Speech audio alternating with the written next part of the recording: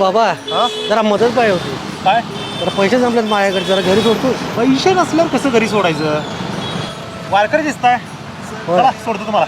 बघा किती बारी म्हणायची, दरवर्षी जातोयच की. जरा आजारी दिसताय. काय करणार, जरा गुडघेदुखीचा त्रास आहे रे. यावेळी जर गेला नसता तर काय पांडुरंग नाराज झाला असता का तुमच्यावर? अरे तू एकदा येऊन तर बघ वारीला. दरवर्षी माझ्यासोबत येशील. देह विठ्ठल हृदय विठ्ठल, पंढरी विठ्ठल श्रीहरी विठ्ठल, उमगले घेता नाममुखी अंतरी विठ्ठल चराचरी विठ्ठल. मी होतो की वारी. तरीच म्हणतोय तुला कुठेतरी बघितल्यासारखं वाटतंय, पण लक्षात येईना रे. अहो मी मंदिरात नव्हतो, हा. मी आपलं वारकऱ्यांसाठी फळ वाटप, कुठं पाणी वाटप, ते वारकऱ्यांची सेवा करायला पाहिजे. माझ्याकडे जी लोक येतात त्यांची सेवा मी 100% करतो. आता आलं बघा तुमचं घर.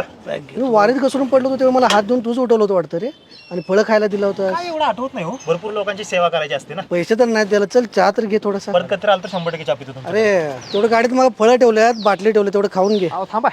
ज्या गोष्टी तुम्हाला मी वारीत देतोय त्याच गोष्टी तुम्ही मला देऊन चाललाय. पुढच्या वारीत नक्की भेटू. रामकृष्ण हरी. रामकृष्ण हरी.